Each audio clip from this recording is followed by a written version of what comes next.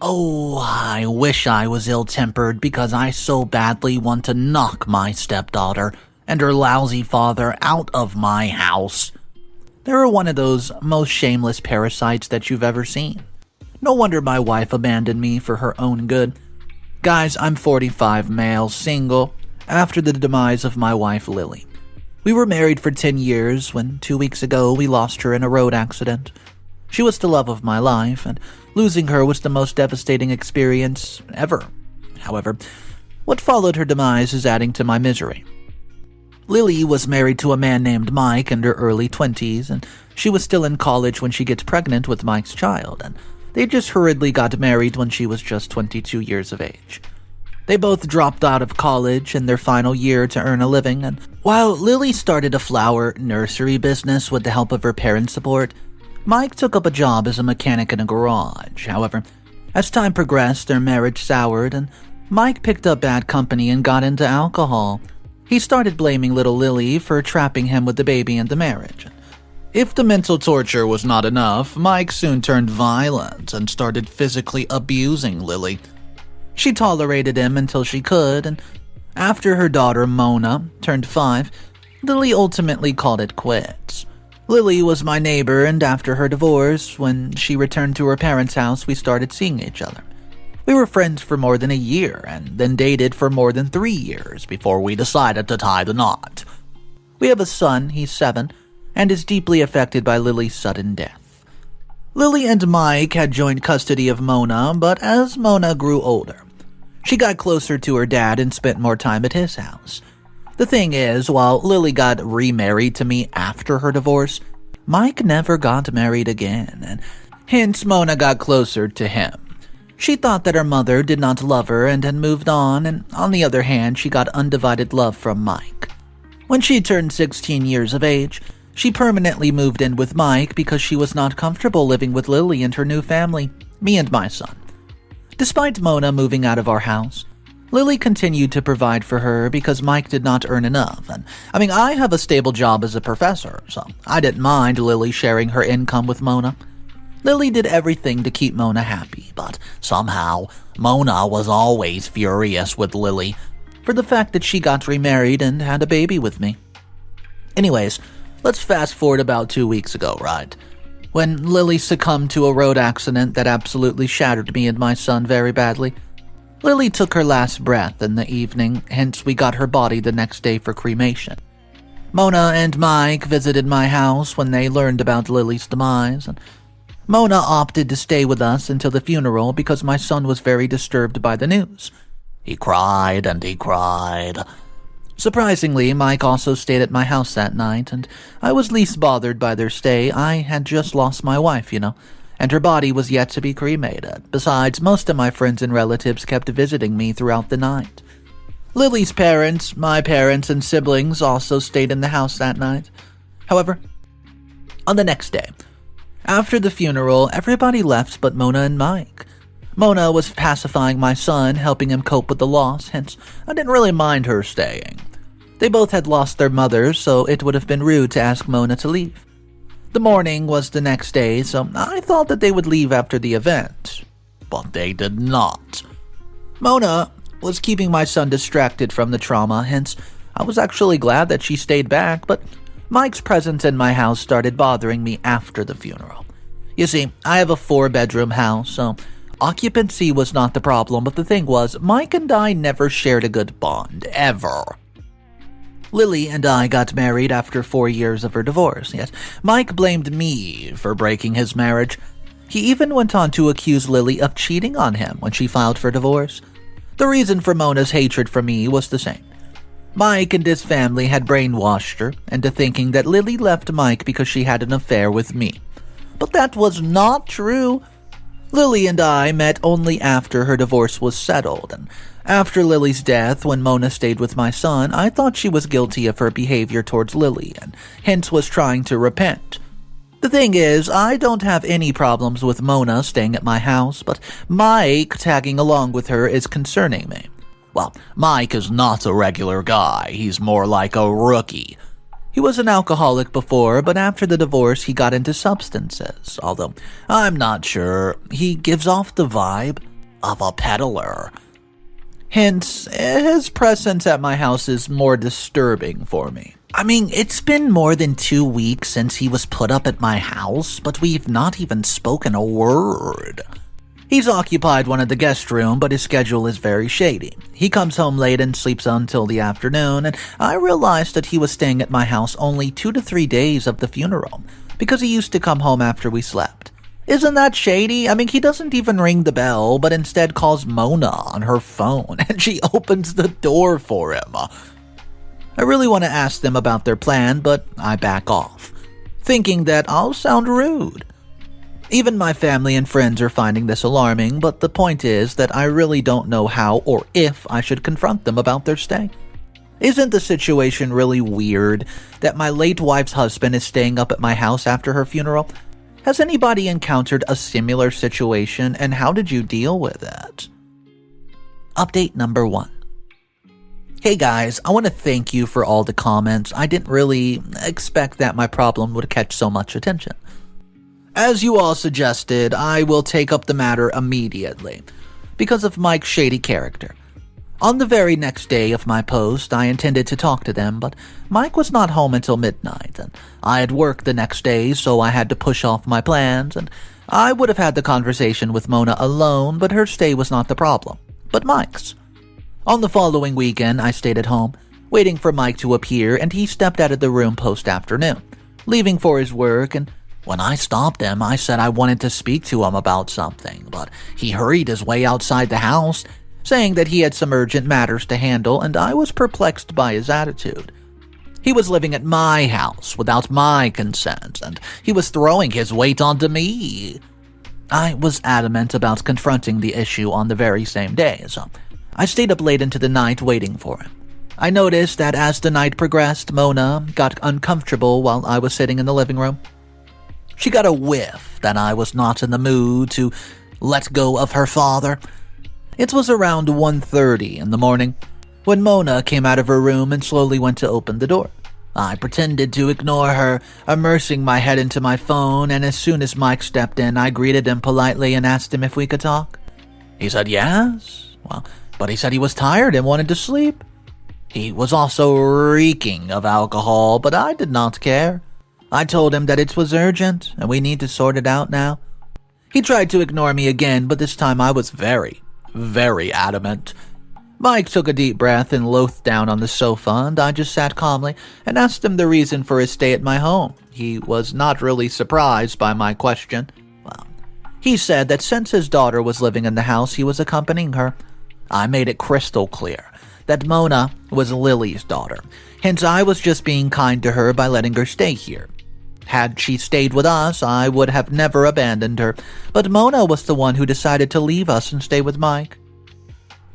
Even after that, I was fine if Mona wanted to stay with us, but I was not fine with Mike. Mike gets furious at my statement, and he said that it was his late wife's house, so he too has the right to spend some time with her memories. I told them that if he'd already overstayed in the house for more than 3 weeks, so it was high time for him to say goodbye. Mike was not in his senses and was blabbering something under his breath, and I was just not able to understand what he said. Mona stood beside Mike during the whole conversation but did not say anything. I realized that Mike was not in his senses to understand what I was saying, so I closed the conversation by saying that we would talk tomorrow, or rather, he should leave the house by the next day. So, the next day rolls around, and I again kept waiting for Mike to wake up from his sweet little slumber. It was almost afternoon when he was still asleep, and I lost my patience and went to his room. Knocking. Right at his door. Mona was home, and she came running after she heard the severe knocks at Mike's door, and she tried to stop me by saying that Mike needed to sleep well because he had tiring work. I ignored her and kept banging on the door. After a few more minutes, Mike finally opened it, rubbing his eyes and cursing under his breath. I told him that I wanted to sort this out now, because I was really not comfortable with his stay inside my home. This time, Mona intervened and requested that we sat down and talk about this, because I was equally furious by then. She said that she was sorry about her past behavior with Lily and hence wanted to repent by taking care of my son for some time. I repeated that I had no problem with her staying. Well, Mike jumps in, saying that his daughter could not live without him, hence he was accompanying her, and I told him that I was not comfortable with his presence in the house and that he should leave us alone. I've given them 2 days to decide whether Mona wants to live with us or leave the house with Mike. They didn't say anything, but they clearly did not like it, and I also felt terrible taking this stand, but I had no choice but to confront them. Mike was not my friend. Neither was he ever good with Lily, whom I should be putting up with. As far as Mona's concerned, she's still in her teenage years, so I really cannot blame her for her past attitude. You know how teenagers are. I know that they both think that I look down on them and think too highly of myself. They used to taunt Lily, saying that she turned arrogant because she was a rich man. Well, I'm not a rich person, at least by the American standard. I'm just doing decent. I'm a science professor, for goodness sakes. I own a 4-bedroom house and have made some good property investments in the suburbs. Mona and Mike considered this to be rich because Mike stays with his mother and sister in their rented apartment after his divorce from Lily. He could not even afford a rent of his own condo because he didn't have a stable job. Whatever he earned, he spent on parties and alcohol. I don't look down upon them, but I was not ready to share my roof with a rookie. Sorry if it sounds rude. This confrontation happened yesterday, and I'm still waiting to see Mike leave the house. Until now, I was pretty confident that the confrontation would solve the problems, and I hope it does, but I also think that if they have self-respect, they would leave the house at that very moment. Their presence in the house, even after what I said, is indicating something else. I don't know what good they're up to. I'll make an update tomorrow once they finally leave. Update number 2. Hey guys, I'm sorry I could not update this before because I was stuck in this family drama. Like I said in my previous post, I gave them 2 days to decide whether Mona wanted to stay with us or with Mike. This happened on Sunday afternoon. I made the last update on Monday.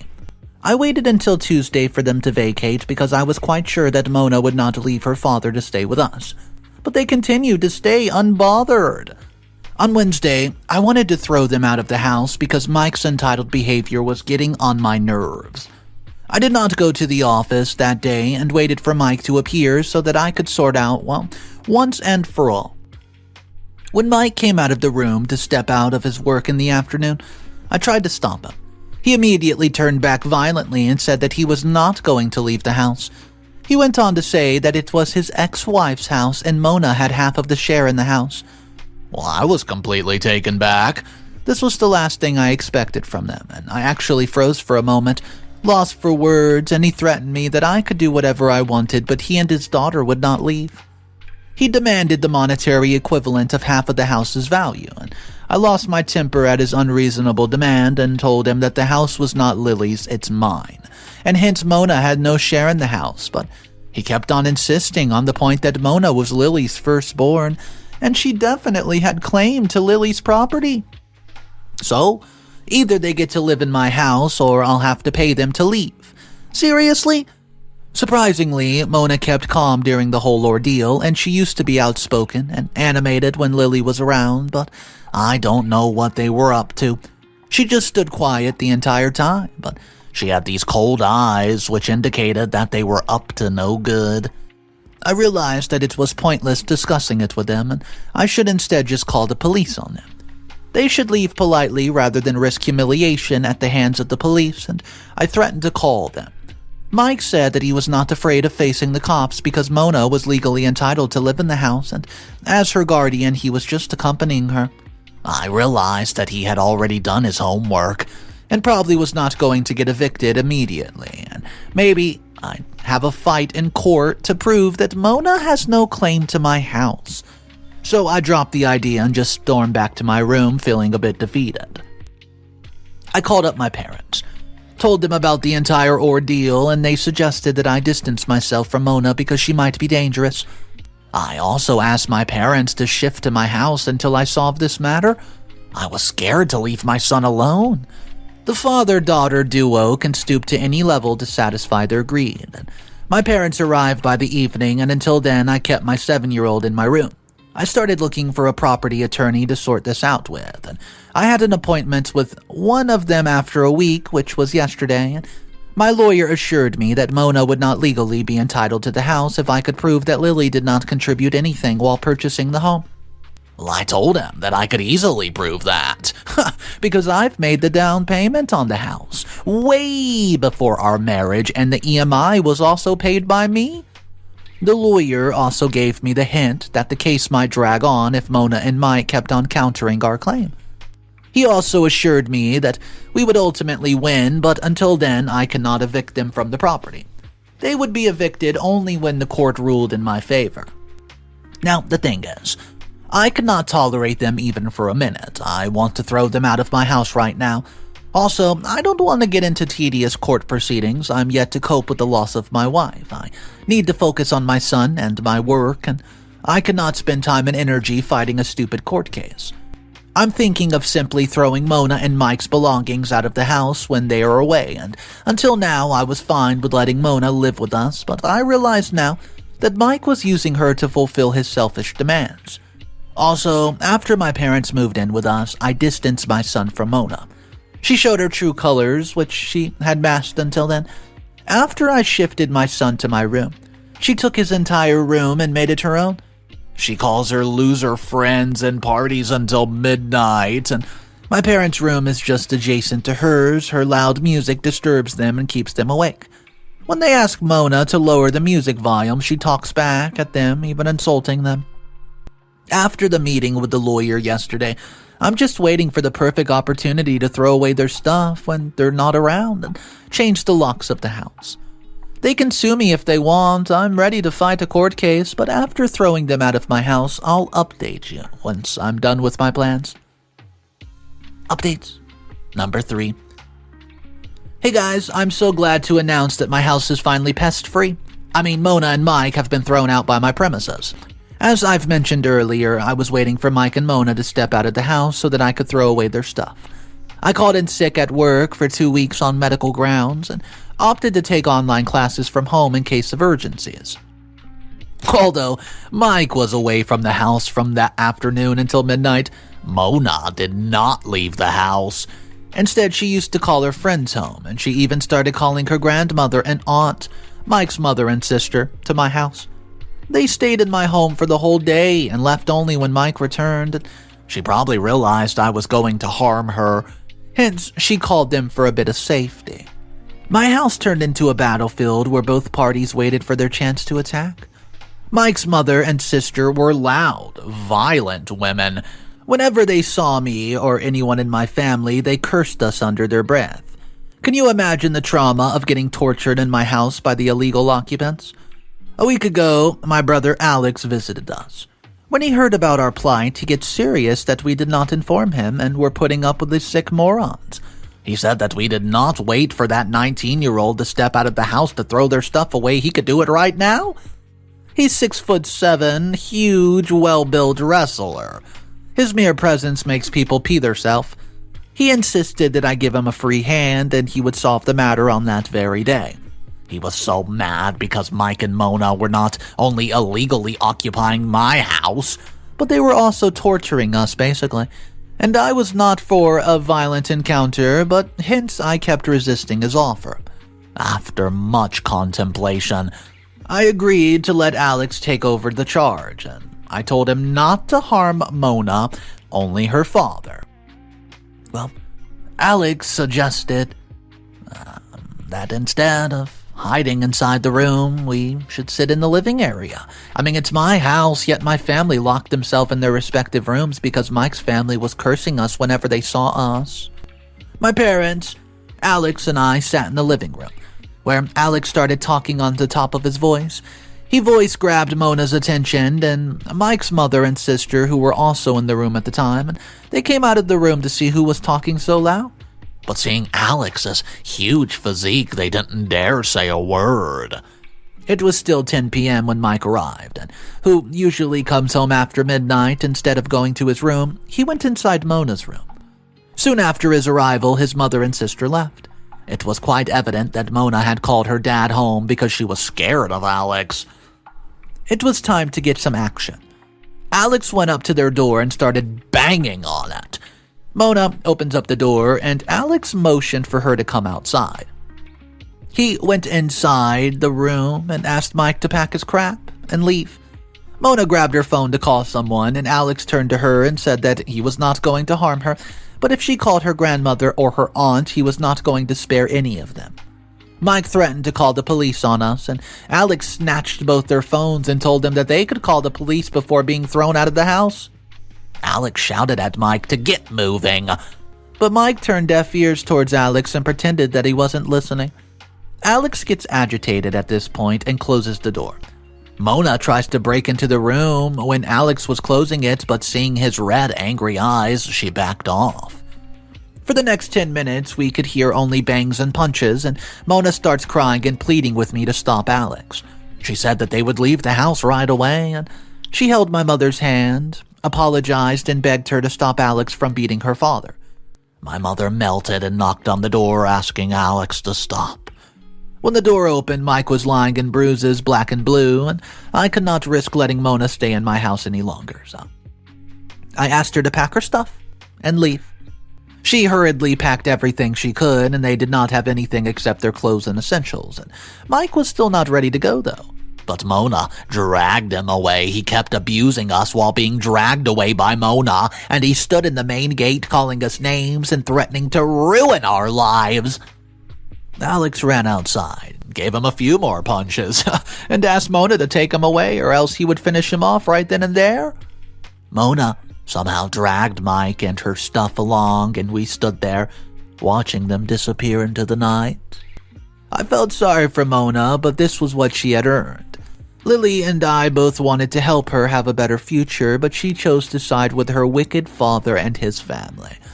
It's been a week since that day, and I was expecting Mike to return the next day to charge me, so I stayed at home. Anyways, I was on 2 weeks leave, but Mike did not turn up. I'm sure that they would not take the legal route of suing me or for the house because they don't even have that much money. They were just trying to leech on us and occupy our home. Anyways, it's over. Thank you everybody for your support and comments. So let's talk about this one, guys. A lot of the people in the comment section were saying how Mona, they feel sorry for her because she was being manipulated by her father, Mike. I want to run that by you guys, and I just want to know what you think about that, what you think about the story. If you were in OP's position, would you have called the cops? Would you have handled it differently? Drop your comments down below. I would love to discuss that one with you guys. My name's Mr. Reddito. I narrate these sort of stories every single day, and this one had a lot of drama. It had death, it was a family twisted dynamic. I mean, it had it all. Let me know your thoughts about OP and what exactly you would have done downstairs in the comment section. And if you guys want these daily videos, all you have to do is click that subscribe button for daily videos. I'll see you guys tomorrow, and remember, it's cool to be kind. See ya!